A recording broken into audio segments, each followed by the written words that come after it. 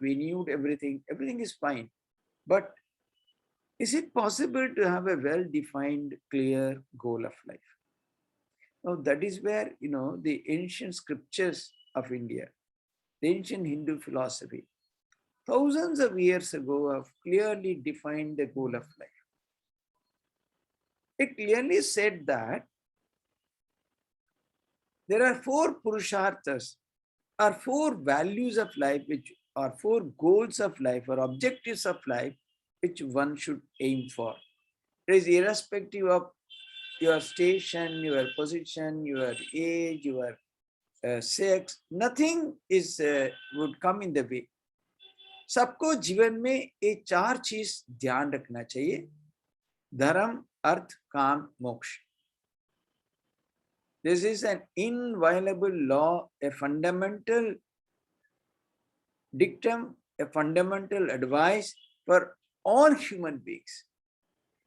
So what are these?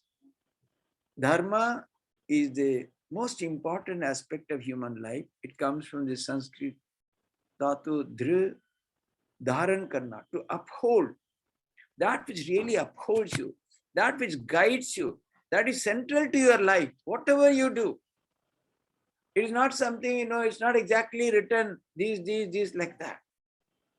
Dharma is that which is a core to you, which really guides you, which helps you understand life, which directs you. So, obviously, Dharma also includes ethics, it includes morals, it has a code of conduct, everything put together in totality, it is called Dharma. So the Hindu society, the Hindu religion, the Sanatana Dharma, thousands of years ago, decided, based upon the experience of the rishis and munis and societies and so on, that Dharma should be the guiding force or the foundational idea behind life itself. Whatever you do based on Dharma. Then what is the next? Kama, Artha. Dharma leading to Artha, enjoyment of wealth, acquisition of wealth, acquisition of property, goods, and so on. As long as it is filtered through this filter of Dharma, you can have wealth. So the Hindu society never said that everyone should become a mendicant or a monk or a beggar or anything like that. Yes, you can earn wealth, but it should be through the filter of Dharma. So that means what? Clearly, you cannot steal, you cannot take bribe, you cannot take someone else's property, you cannot cheat, you cannot do anything which is untrue. All that are simply, taken away in one swipe. So only in a rightful way, in a proper way, in an accepted way, in a legal way, that way only you can acquire wealth. That is allowed. Depending upon your capacity, you can. Then they said, the next is kama, enjoyment. See, why do you want wealth? Because you want to enjoy life, you want to buy things, you want to buy goods, you want to have property, you want to have car, house, these, that, so many things. Everything is possible. Again, you have to go back to Dharma. And your kama, enjoyment, should be based on Dharma. You cannot do as you like. You cannot take someone else's things and enjoy, whether it's men or material or woman or whatever it is. Whatever is lawful to you, whatever comes through the path of Dharma. So now there is no, all those vices which normally afflict our life, all are straight away removed by this filter of Dharma. The grihasthashrama, the householder's life, are completely guided by that. So you can marry, you can have legally wedded wife, you can enjoy life. That's it. But then at one point in time, you have to go even further beyond. What is that? Ultimately, it is called moksha or freedom. So ultimately, the goal of life is freedom. Everybody, irrespective of where you are, where were you born, whatever your background, I think, this is so universal. In my view, this cuts across religions also. Everybody, irrespective of his religious belief, these four wonderful foundational purusharthas or values for life or objectives of life can be adopted by everybody. This is no It's not religion specific. I can easily say whether our Ashraf likes it or someone else. Everyone has to really, because they're all so simple and so universal. It's really for everyone. So simultaneously, we also said that to reach these Purusharthas, to get these four core things, there are two paths. One is the path of pravritti and other is the path of nivritti. Pravritti is participation, involvement. Nivritti is withdrawal, contemplation, deep inner life, meditation, etc. etc. Now, what is the difference? Pravritti means, you go by stages. You go through all the things and then finally, ultimately go to moksha.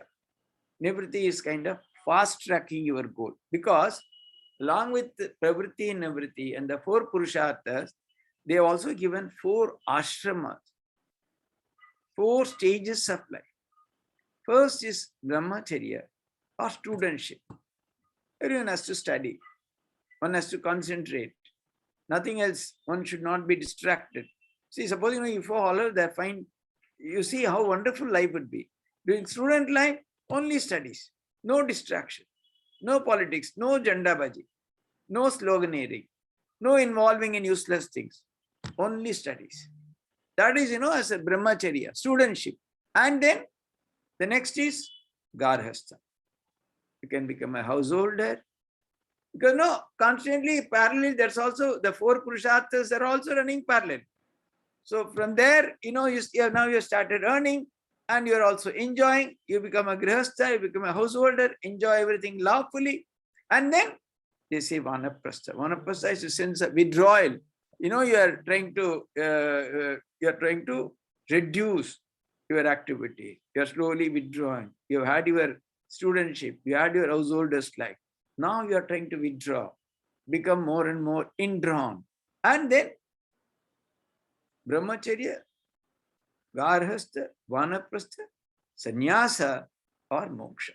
Sannyasa means total withdrawal. It's not just only putting on cloth or color or geruva. Sannyasa, sampurvak nyas, giving up completely. Vanaprastha is just a stage before that. You start slowly withdrawing. Sannyasa is completely withdrawn. So, how do these two paths, pravritti and nivritti, operate? Pravritti says, go step by step. Become a brahmacharya or a student, then garhastha, then vanaprastha, then sannyasa or moksha. Whereas nivritti says, from brahmacharya, go direct to sannyasa. Bypass the intermediates. I always give this example. I don't know how many of you have gone on this Himalayan trek to a place called Amarnath. There's a very beautiful ice cave. It's a Shivalinga, like ice formation happens every year in 1 month. Lakhs of devotees go and visit. I've been there 2-3 times at least. Now, there is a traditional route where it takes 5-6 days from Kashmir. You start, and there is Chandanwari, then Panchtarani, Seshna, then below and above, finally to the Guha. It takes 5 days. So that is Pravritti Marg. Nivritti, there is another route called Baltal, where it is very steep. Same day you can go and come back. But you need tremendous strength and perseverance and urgency. आज ही मेरा देखना है, आज ही मेरा दर्शन चाहिए, एक दिन में रुक नहीं सकता.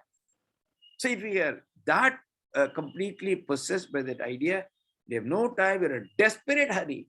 So Nivritti Marga is like that. From Brahmacharya, straight I am jumping to that. It's a steep claim, very difficult. Not many can do it. But if you're up to it, yes. But then, the ultimate goal, everything goes and merges there in the sannyasa or moksha. The moksha there is equivalent to sannyasa. So the Hindu society, the Hindu idea, Hindu concept is very, very clear. Ultimately, all of us should reach that ultimate stage where you are totally free from everything. That total freedom, that is called moksha. So, now the point is, it is very nice. How do we understand it?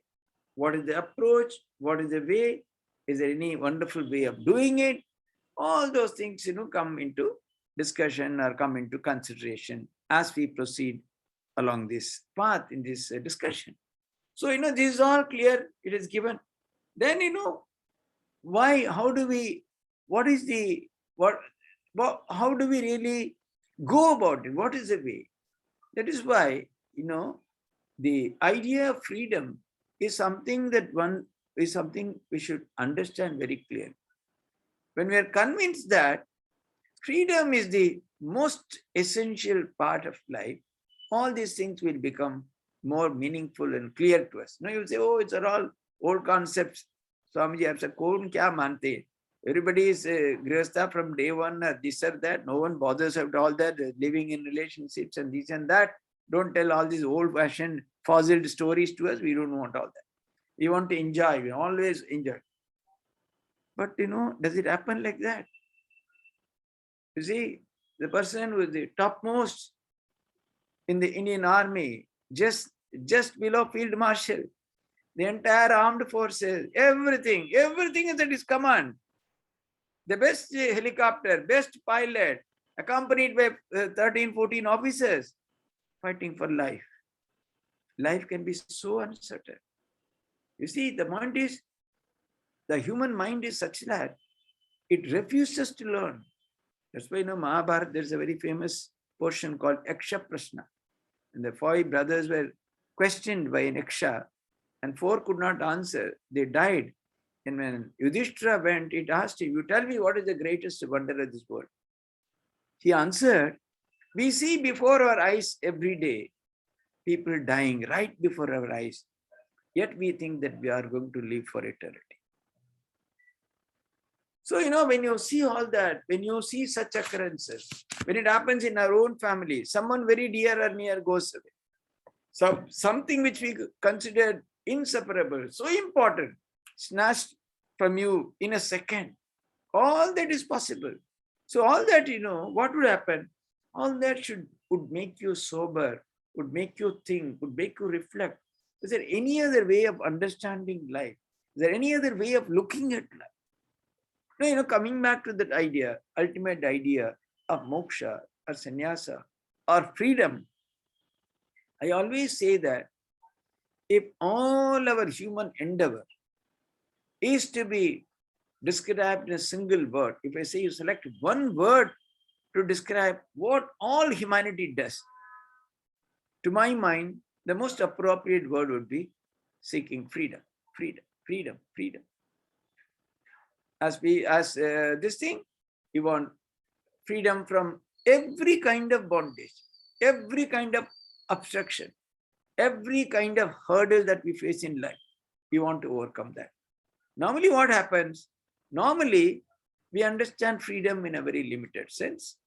We 3 or 4 areas which constantly we hunt or try to overcome is our freedom from lack of wealth, freedom from lack of health, freedom in the area of interpersonal relationships. These are all 3 things we constantly struggle and understand. But the point is, to seek freedom in one area, you find you are compromising somewhere else. So much so, constantly you are pursuing this mirage called freedom. Supposing, you are working somewhere, you are getting some good salary, but you find that your neighbor has changed the car from ordinary to BMW, you also want to change. So then you take some extra consultancy, this and that. And so much time, already you are working from 8 to 8.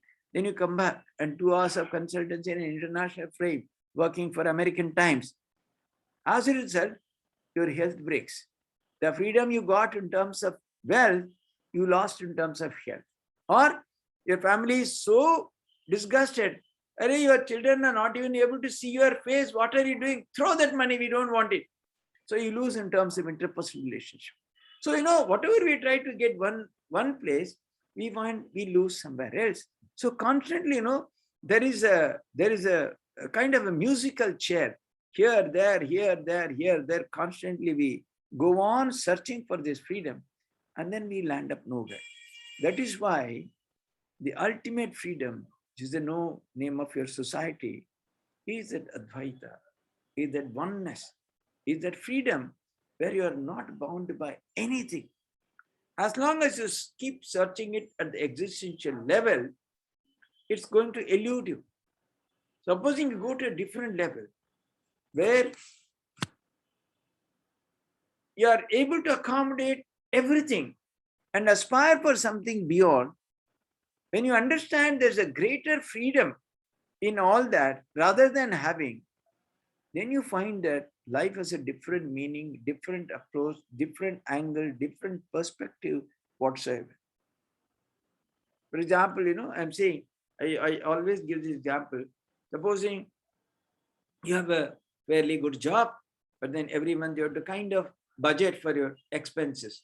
So much for this, so much for that, so much for parties, so much for this. And more or less it's okay. Sometimes more, sometimes less, sometimes you have to take from credit card and all that. But then suddenly one day you get a letter from State Bank of India saying that you are long forgotten some uncle. He has left a will and he has registered it with us. He has left 20 crores for you. Then afterwards, will you have to budget for anything? Only you have to take the bank check, keep on issuing checks for the rest of your life. So, there is a greater idea of freedom which transcends all this limited idea of freedom where we see. हम लोग जो ढूंढ रहे हैं, उसी से ऐसा कुछ जगह है, वहां पहुंचने में आपको सब कुछ आप में एक साथ मिल ही जाएगा. जैसे when you get such a huge amount from a bank that takes care of every other financial needs, similarly, there is something in a different world where you can discover that. Then, your life is totally different and you are in a different zone altogether. And that, puts you completely on a different footing your whole life. That is what the Hindu scripture, the Hindu Shastra, the Hindu philosophy calls as moksha or sannyasa or absolute freedom.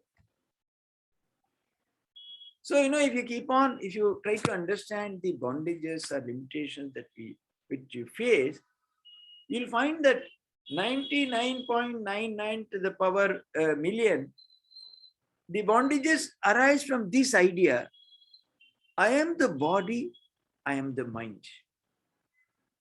Anything that you see, you tell me any lack of freedom, any hurdle, any difficulty, it will be centered around either this or that. These are the two major obstacles in our path to freedom. The understanding that I'm the body, I'm the mind. Anything you tell me, you think of that. Some of you can discuss if you want.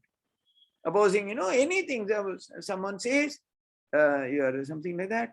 Oh, so and so, Ashraf is सच्चा इतना गंदा लड़का है, ये है. Plus next 1 month you don't sleep. अरे मैं कितना सच हूँ, कितना ये हूँ, कभी कुछ नहीं किया, ऐसा क्यों बोला, ऐसा क्यों बोला, ऐसा क्यों बोला. Your mind has completely possessed you. और भी think, अरे क्या है, ये शब्द है, गंदा की जगह पे कुछ भी बोले क्या होगा. These are only words.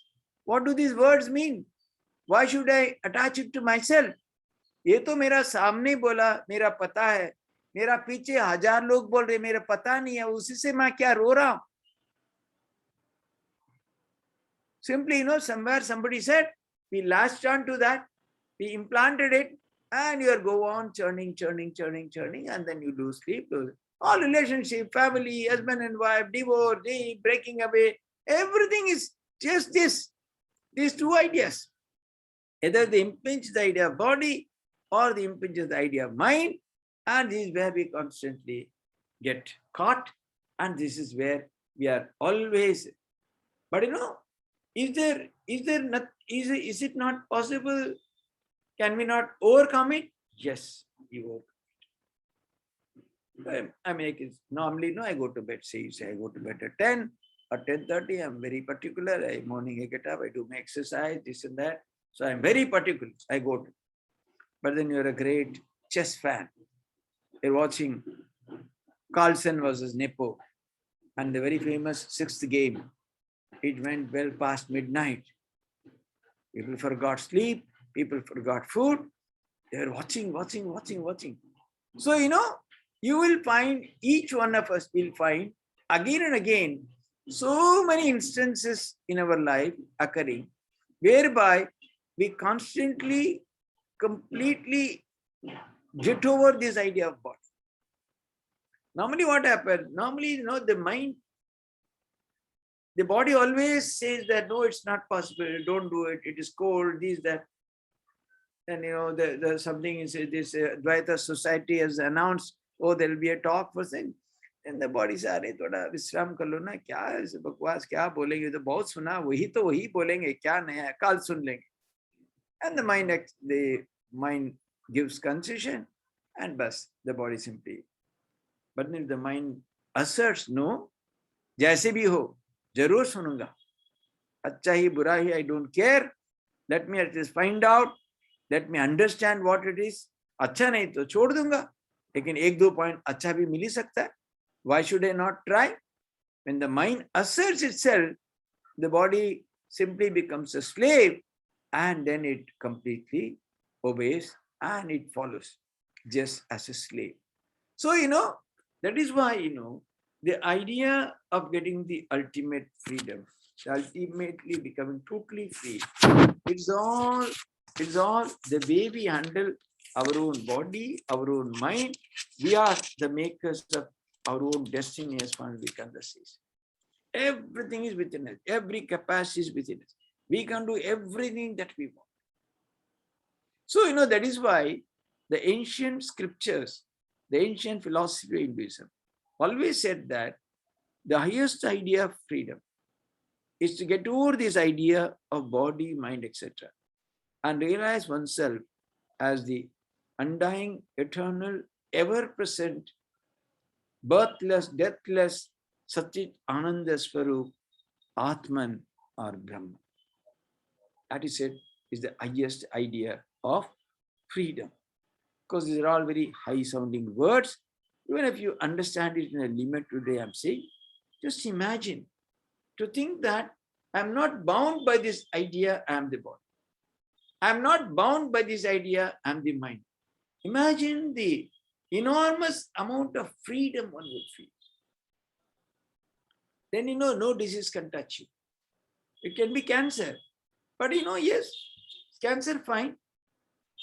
People have had cancer, people have died, I will also die, so what?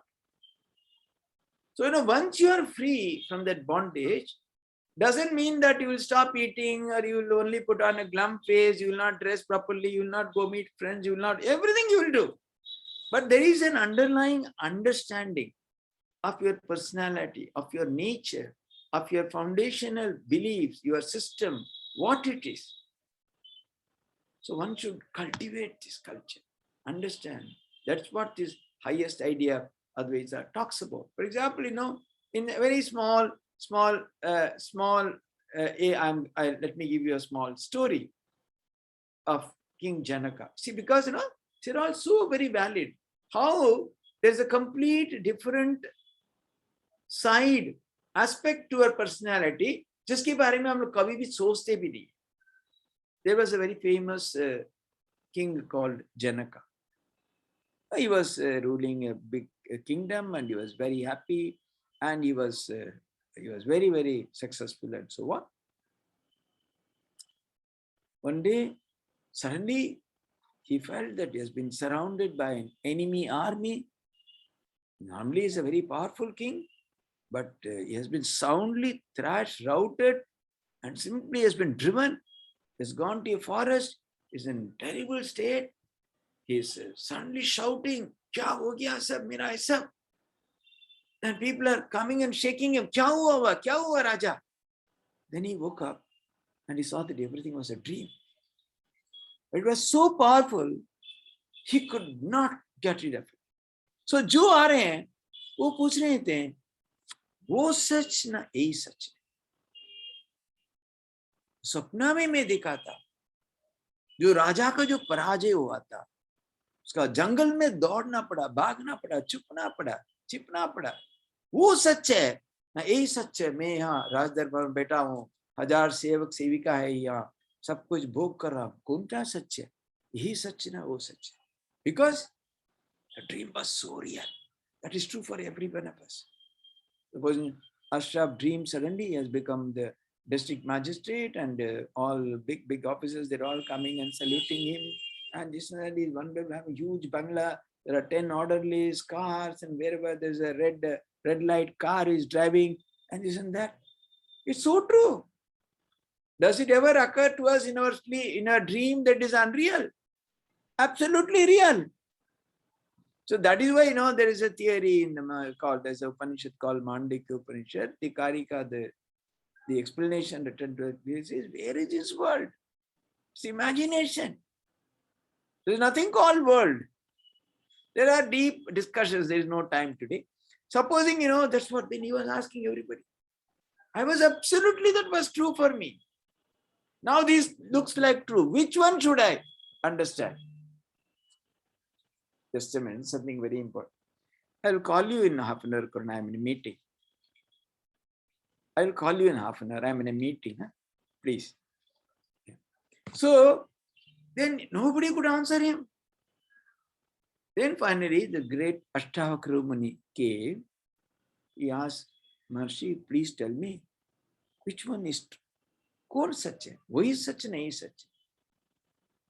राजा, वो भी सच नहीं है, ये भी सच नहीं है, तुम ही सच हो. You are the reality. So, every day we go through all that.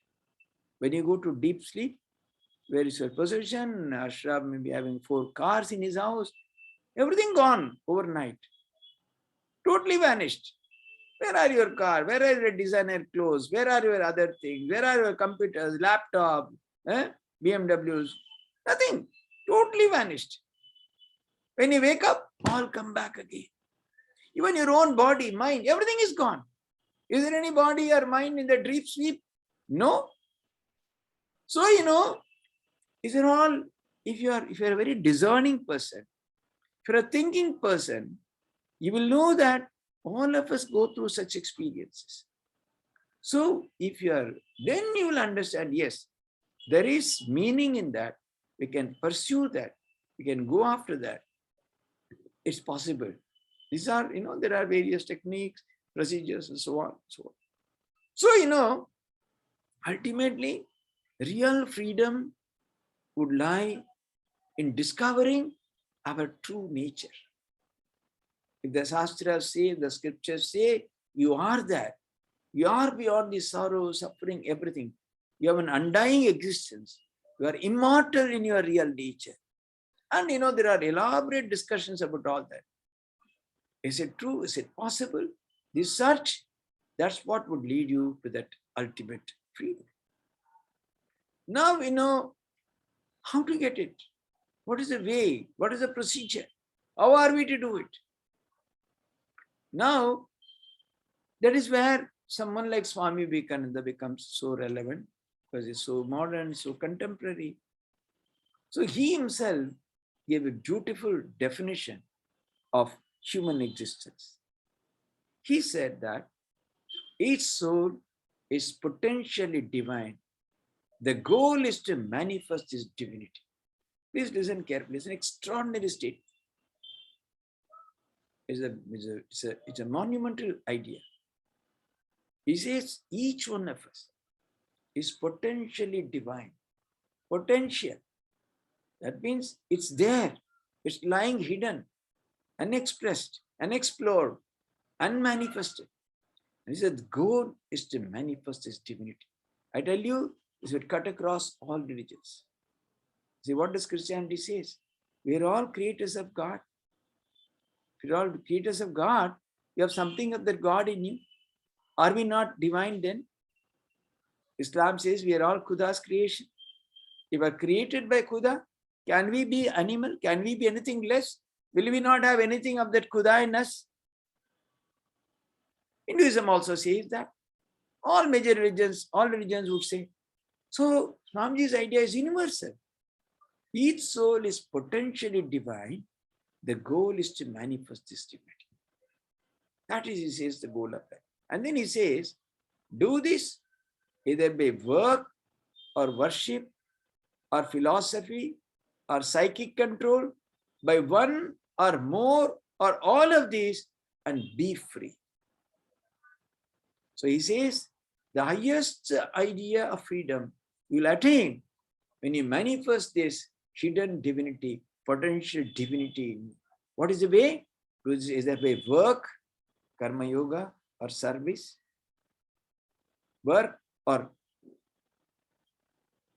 do you say that by work or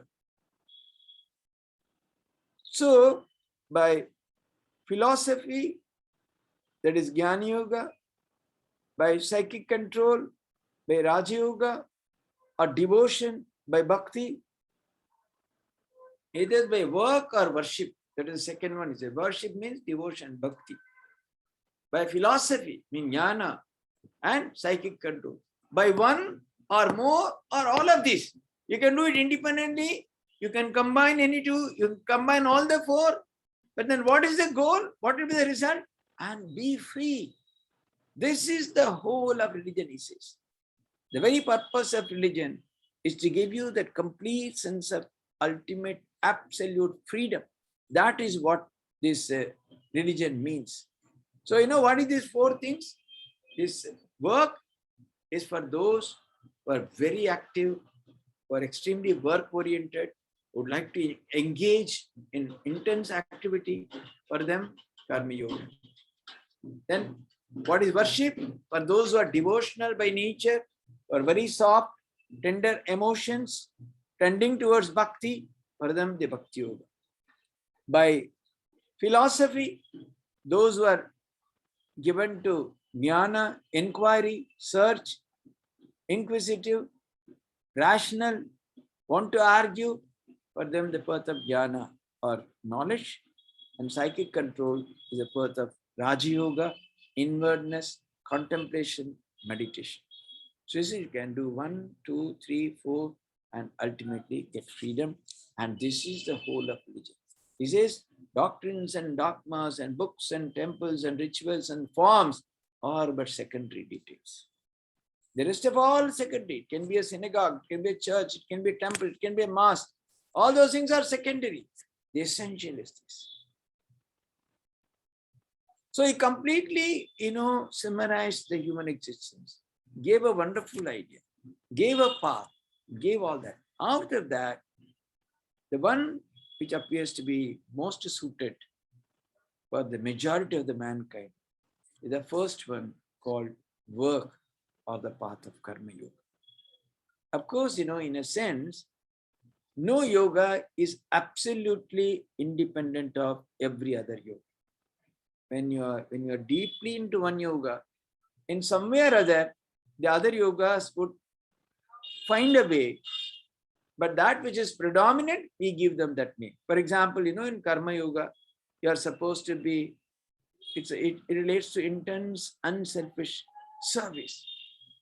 When you serve, unless you have deep love for the person or entity you are serving, you cannot do it properly. There bhakti comes. Unless you are rational, unless you really figure out, unless you use your capacity to inquire, do vichara, you cannot serve properly. Then the element of jnana comes in. Unless you are deeply concentrated, unless you are focused, you cannot serve properly. The element of Raja Yoga or contemplation comes. So each yoga, the other yogas kind of dovetail, सब में सबको थोड़ा भाग है, लेकिन जिसमें प्राधान्यता जिसका है, जो हम लोग ज्यादा ये करते हैं, उसकी वही नाम देते हैं. So the idea of service is completely the idea of karma yoga, nishkam karma, and absolutely unselfish service. And this is one of the wonderful ways from our own limited individual. We all always think of me, I, my facility, my comfort. That's what he called it, self. Swami Ranganathan used to say the selfish gene. We would call it as a selfish gene. Used to use a very beautiful expression. So, 99% of mankind, busy, me, my thing, my demand, my requirements, my this thing. Only when you transcend it, this is one of the most powerful ways of this karma yoga. that can give you a totally new meaning to your life, and that can elevate you, that can make you extraordinary. So I want to share one real life experience with you so that the idea gets more clear, it gets embedded. In somewhere near Calcutta, there is a kind of fairly abandoned railway track. Not many people go there. So invariably, those who want to commit suicide would select that area. And the body would lie there. Suddenly, if you go and fall before a train, you will be cut. Nobody would know. Nothing could be traced. Many days they would be dying. It so happened one day, a youngster who was the only child of his widowed mother had ended his life that. And it took several days for the lady to even finally know that her son, only child, had died that.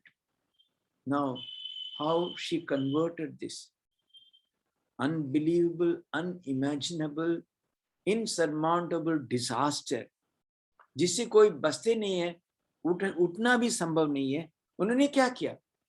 वही station की नजदीक में छोटी एक झोपड़ी तरह बनाया. He made a small hut-like thing, whereby she started a small NGO with another friend. And this NGO's job was, whenever they find any such person committing suicide, immediately trace and inform the parents or the near and dear ones so that at least they get the body immediately. So the greatest tragedy of her life became the occasion for the greatest service activity of her. See, actually, the whole world, our human existence, our well-being as individuals, as members of family, as members of society, as members of a nation, as members of world, humanity, tremendously hinges on this concept of service. Everything, anywhere. See, all of you, now this time is so wonderful. You can spend in a coffee club or somewhere. You took out your time. You decided to do this service. Maybe some 20 people are able to listen to something which might be of some use to their life. So, constantly, if we keep our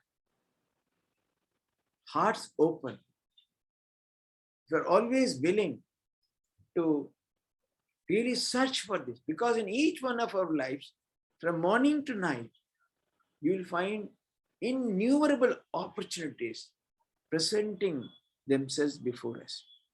हर रोज आप देख पाएंगे आपके सामने बहुत सारे मौका आ जाएगा दूसरों का कुछ करने के लिए, सेवा करने के लिए. And when you go to bed at the end of the day, these are the things that would give you an extraordinary feeling of wellness. दूसरे के लिए आप सामान्य भी करें, उस रात आपकी नींद बहुत अच्छी तरह आ जाएगी. And there are people who gave their whole lives, like Swami Vivekananda and many other great personalities.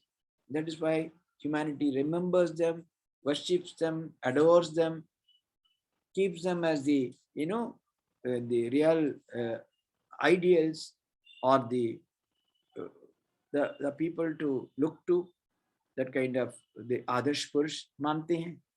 So, for our own well-being, if we really want to find the true meaning of our life, if we really want to achieve that ever-eluding freedom, one of the most potent methods is to adopt a life of service. इसके अंदर देखिए, मेरा जैसे से संभव, what I want to do, how I want to organize myself. So, it's all individual's choice. So if you want to do it, you can do it. Take it to any level you like. There are people who you earn hardly 10,000 rupees a month, but when somebody is in distress, they are ready to immediately give 1,000 rupees, 2,000 rupees. There are people earning lakhs, they can't part with 100 rupees. Why? Mindset. The way you think, the way you understand life, the way you understand about the truth, the ultimate meaning, the ultimate value, the ultimate goal. So हम सब तो चाहते हैं वो आजादी. All of us want that freedom that is permanent, eternal, not limited by anything earthly. Then this is a very wonderful way of seeking it by in building in our life this idea of unselfish service or nishkam seva. Thereby, slowly, as we grow, you must grow that also. So that one day we reach such a state where absolutely free from anything personal. It becomes a totally dedicated life for any cause, any purpose, etc. Then only we'll find that there's nothing that is hampering me. There's nothing that's a limitation to me. Anything is wonderful for me. I can give up anything. I can take up anything. Nothing is a limitation for me. That's where you would really get the true meaning of your life. I think it's already 6:30. You can ask a few questions if you want. Otherwise, we wind up. Your voice, Sunani Dira Ashraf. Thank you, Swamiji, for providing us divine insights into the philosophy of life. Let us take the questions, if there are any. If anyone wants to ask the question, he or she may write it in the chat box. You can ask straight away. They can come to on mic and ask. It's Yeah, easy. that is also possible. If anyone wants to ask the question, he or she may either directly unmute herself. Someone has asked how to develop the quality of contentment. Nitya Sinha has asked. Yeah. See the quality of contentment, See, when you see what's happening all around. During tsunami, the billionaires were standing next to beggars, all standing in the same line for relief. When you understand the absolute unreality, undependability, fragile nature of earthly existence, the more you see, the more you think of it, you'll find it wonderful. What I have is enough. If anything comes, it's okay. But I'm not going to think about which I don't have and suffer, rather than enjoy and be happy with what I have. It's a very pragmatic approach to life. Contentment, one need not feel it's a great spiritual quality. Contentment is something, we can really work out so that we live a very meaningful life. So what do you have? You see around how in overnight, billionaires become paupers, next to nothing people become something else. All that is possible. So you must understand that all these are all absolutely impermanent and unreliable. So let me work my way. Whatever I have is fine. Always when I look at the streets, there are millions and millions who are much worse off than me. So I'm at least happy that I have this much. Yes, I can try for something, but I get it or not, I'm not going to lose sleep. A realistic understanding and view of the world would definitely bring a sense of contentment in our life. Okay, thank you, Swamiji. The very next question by Soham ji is how to use Vedanta philosophy for being blissful always. Yes. See, that would require, it's not just mere reading some books or this or that won't do. That would require tremendous practice. See, in Vedanta, previously, anyone can't come and study Vedanta. They used to prescribe qualifications, 4 minimum qualifications. One is Nitya Anitya Vastu Viveka. Discrimination between the real and the unreal. Vairagya or Tyaga, the second. Then Shama, Dama, Uparati, etc. Control of the mind, the senses, everything. And Mokshutva. These 4 qualities they used to say are absolutely necessary for any student of Vedanta. The moment you have these qualities, then you know that there's nothing other than eternal joy and bliss that your real nature. Anyway, we may not have all those qualities right now, but what I'm saying, what Vedanta says is that that's your real nature. That's your core. That is what you are. That you are that immortal, blessed, eternal. See, the idea of being eternal is because now if you want to say that I want to be ever happy and ever this thing, ever contented, ever peaceful, you must also understand the idea of eternity. Unless you are eternal, you cannot have eternal happiness also.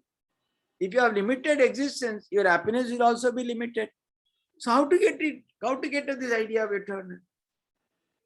Then through that, the idea that the idea of witness. You're always there, always there. When you're 1-year-old, 5-year-old, 10-year-old, always that is there. As a sakshi, as a witness. See, the idea of happiness or bliss according to Vedanta is not same as the idea of happiness we have in this world. In this world, idea of happiness, etc. is coming completely from the idea of, the existential pleasures, conveniences, comforts, etc. It's not that way. The higher bliss or the ananda, everything, they start from giving up, from vairagya. That's why he says, tyage naike amrtatva manas. Unless you have that idea of immortality. Because, the moment you cling to everything, you're gone. Where from unhappiness comes? You have something, there's a fear it must be lost. Or it is lost. Or something like that. Someone else may take away. In our relationships, in our positions, there's constant fear, insecurity of losing. That is what is giving us unhappiness. Supposing you voluntarily throw this away, at least mentally, so that I'm not going to be bound by all this, then you're always, nothing touches you because you're always in a state of bliss. Because yes, it will come and go, I don't care. So unless you understand the higher dimension of life, existence, the impermanence of the world, and start living somewhere that way, it's not possible to be very happy or things like that. Mere reading of Vedanta will not help you. One has to live that life. Blessy ji has asked how to develop the habit of meditation.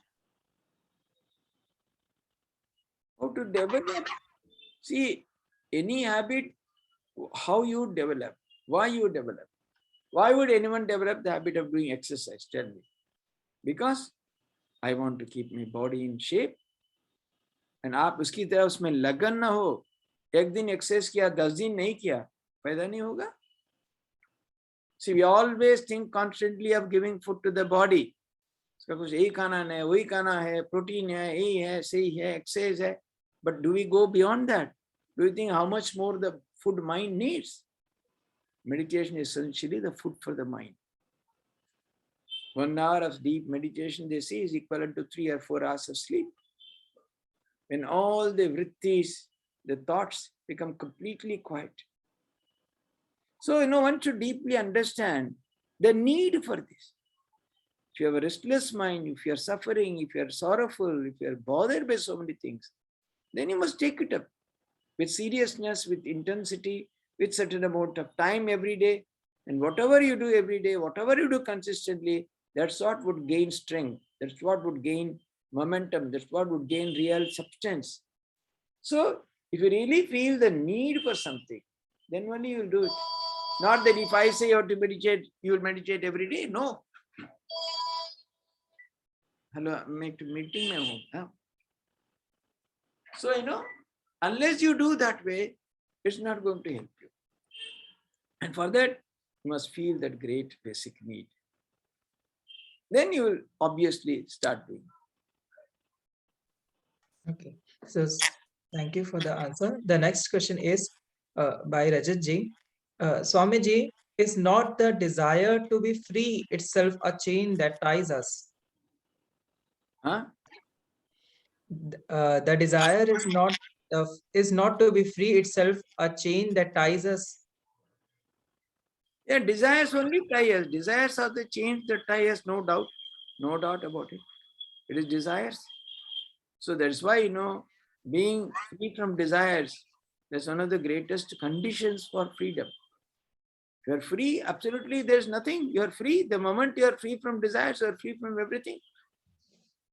The desires alone bind us hand and feet to this earthly existence. The moment you give up, absolutely you are free.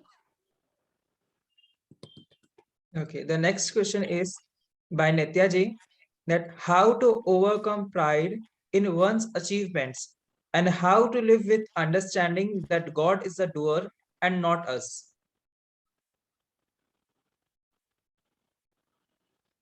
You see, the point is, many of these things are, they are not answered, or they are not got just like that. I have any quick fix formula. I tell you, and tomorrow you be like that. No.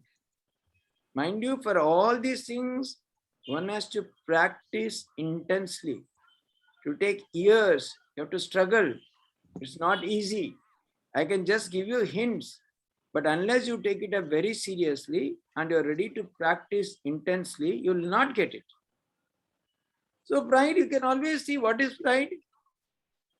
You just look around. If you think that you have cracked the IAS, there are people, even if you're a topper, there have been many toppers before, there will be many toppers after. What is so great about it? So, when you see around people who are far more capable, far more brilliant, people who have not qualified for IAS, but far more brilliant than you, that gives you a sense of humility. So everywhere, when you think of achievement, think of people who have done far ahead, gone far ahead in the same path, or people at such young ages, what all they do. So that would give you a sense of humility. Yes, I have got it. I've done something, no doubt, but nothing to be so proud about it, because if I look around, there are hundreds of people in every direction who have done far more than me. So a realistic understanding of life and its surroundings and its unfoldments, etc., will clearly put you on the right track, and you will never be bothered by pride that way. Of course, to understand that God alone is a doer and all that, it's all not so easy. It's all a lifelong struggle. Then, you must first of all, are you a believer in that kind of a system? Do you believe in any particular God? Is there any tradition? Do you any practice? Then only it is possible. Supposing you have some that practice, you are devotional by nature, if you are a worshipper of any particular form of God, etc., then, by constantly being in a mode of prayer. See, what is the difference between a person devoted to jnana and a person devoted to bhakti? If you are a bhakta by nature, if you are devotional by nature, you always run to your own object of worship every time when you are in difficulty. So constantly, by praying that way, by through deep prayer, by deep concentration, deep contemplation, you slowly overcome many of the obstacles. It's not that there is an external agency that is working. Your own superior power, that which is within you, that's operating. The God or whatever you might call it, it's all within you. It will operate. That will make things easier. So, when you are in a deep mood of prayer and a kind of idea of surrender, then slowly you will understand over a long period of time. If you're a sincere aspirant, if you practice, slowly you will get the understanding that, yes, there's a higher power that is constantly guiding my destiny, my life, etc. That's how you get it. Of course, along with that, if you're a person of a discerning intellect, you will see how sometimes whatever we plan, however we plan, suddenly things go wrong. Sometimes you don't plan, you don't anything, immediately huge success. So no, there is some other cosmic law that is operating, some other power that is guiding our destinies. All these ideas would instill in you a sense of devotion and ability to slowly surrender to superior power. Okay, thank you, Swamiji. The next question is by Sohamji. Swamiji, how worshipping our deity is related to non-dual aspect of Vedanta? No, in Vedanta, they don't accept the idea of a deity or a personal God.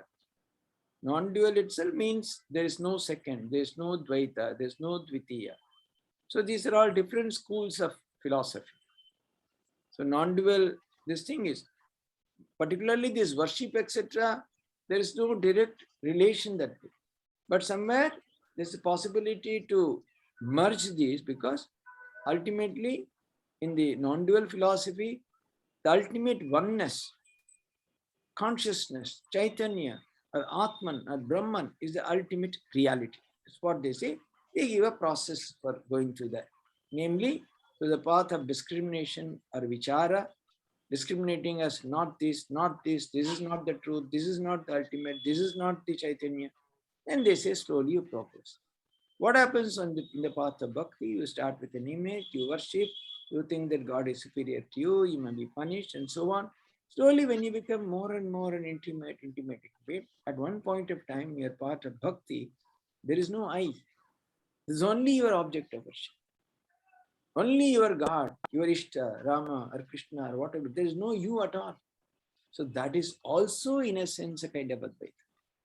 In one sense, that oneness is called Atman, this oneness is called Krishna or Rama. So probably, even if your bhakti is to such levels that you have completely effaced your individuality or your ego, probably you can also, in a sense, claim to have reached that. But normally, no traditional school of Advaita would accept these ideas. They are very clear that no duality is possible in the path of knowledge. Thank you, Swamiji. Rahulji wants to unmute himself and ask you a question directly. So, Rahulji, if you could please unmute yourself and ask Swamiji directly the question you want to ask. Yeah, am I audible? Yeah. Yeah, you are audible. So first of all, thank you, Swamiji, for sharing this valuable knowledge with us, and it was great listening to you. My question was, in this world where more than 7 billion people are walking on this earth, we have certain number of people whom we consider close to us, and it often happens that we feel that we are engaged in certain things that we have lost connection with them. So is this feeling that we've lost connection with them, we're not able to revive that connection, or we are getting far from them, is that feeling good, or is it so? Then how can we overcome this feeling? No, it's not very clear to me, your question. In this world, there are 7 billion people that I heard. Then what you said next? Yeah, so my question was that it very often happens that we feel that the people we are close with, we think that we have lost connection with them. We get engaged in worldly things, we get in jobs and college, and we sometimes feel that we have lost connection with them. So how to overcome that feeling? No, the one way to overcome feeling is directly go and again link with them. So you must take out time. If we only lead a selfish life, thinking about our own studies, our own progress, our own jobs, our own making money, our own family, obviously that will be there. But if you're a person, you want to be happy in the company of others, do something for others, best thing is do something for them. Connect with them, at least call them over phone, talk to them. So many ways you can do it. So it all within you. And also not only that, how can we really connect to more and more people ultimately? That's even more important. So you don't worry about all that, because there are certain limitations also, because of our busy life and so on.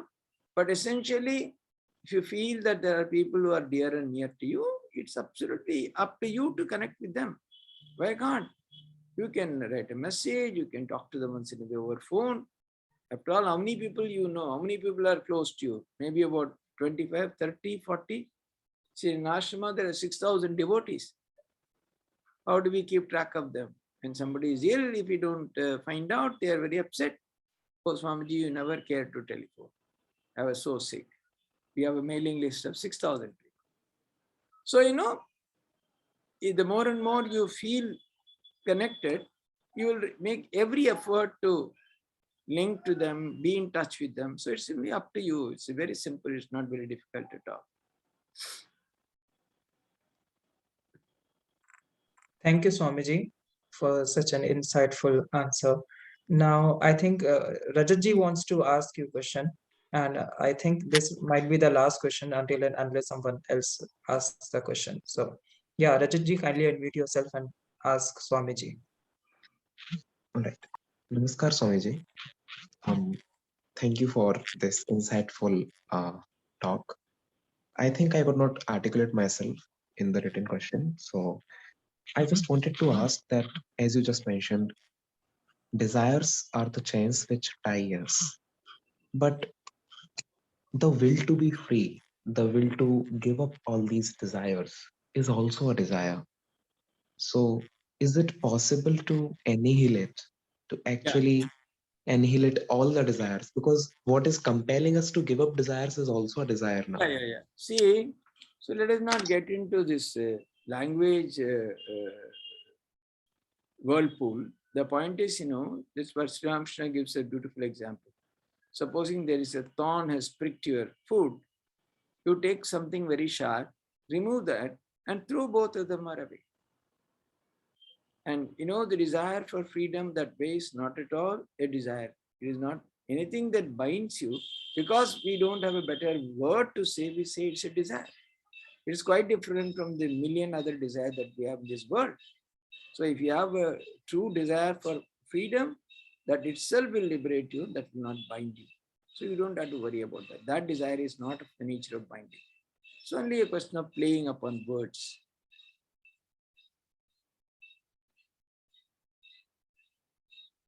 So I hope that all the questions, all the queries are answered. And as we are moving towards the end of today's session, I invite Divyang ji to recite Stuti.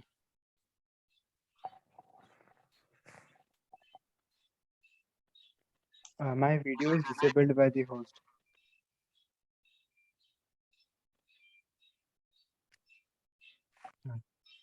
Am I audible? Namaskar, Swamiji.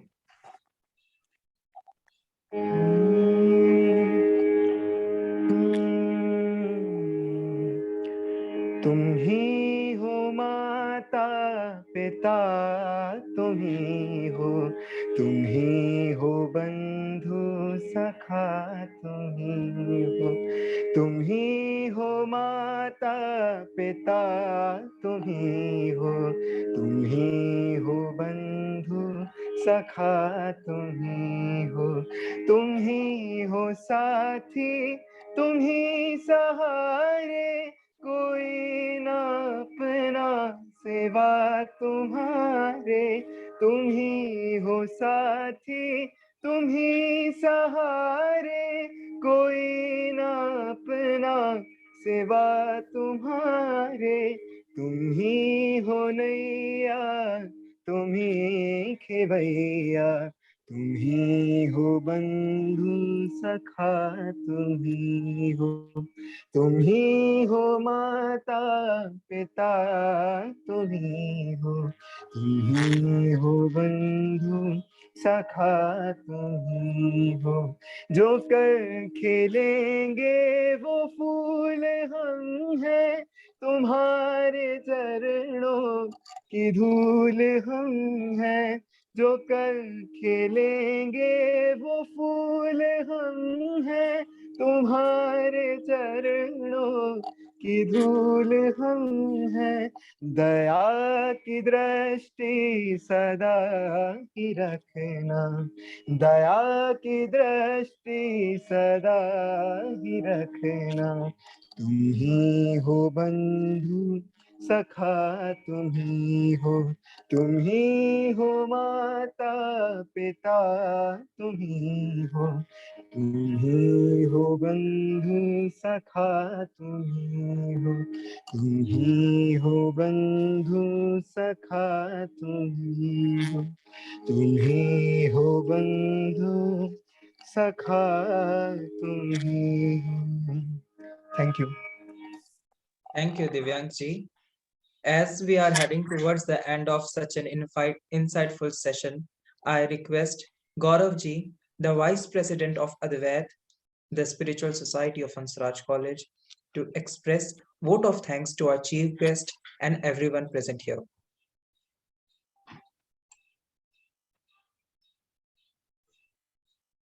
Namaste to everyone present out there. Gaurav ji is not present in the meeting for certain reasons, so I will be giving the address.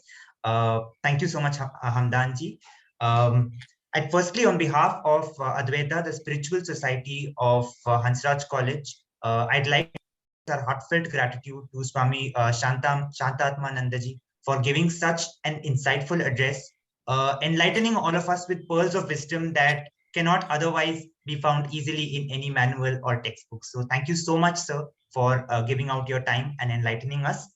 We'd also like to thank the Ramakrishna Mission for helping us organize this series of sessions from self to service. This 4-session series, I'm sure, has contributed greatly to enhancing the worldview, and making people realize, as Swamiji also said, to realize their true self, to understand their true nature. So thank you so much to the Ramakrishna Mission also for collaborating with us. I'd also like to thank Hamdanji, who flawlessly anchored today, and also Divyangji for reciting such a beautiful stuti. This whole event and all our events at Advaita are only possible because of the continual support we have received from our Honorable Principal Ma'am, Dr. Rama, and also our convener, Dr. Parul Pant, who have always been supportive of all our endeavors and have always blessed us with success. We also definitely like to thank all the attendees who have been part of this event, who have been part of all these 4 sessions and enthusiastically participated. Thank you all for joining in, and thank you all for making this such a resounding success. Thank you so much. Namaskar. Thank you once again for joining us. For Yeah. more such spiritual sessions and content, do follow our Instagram handle as well as read our uploads on Medium. Thank you. Thank you, Swamiji. Thank you. Thank you, sir. Namaskar. Namaskar.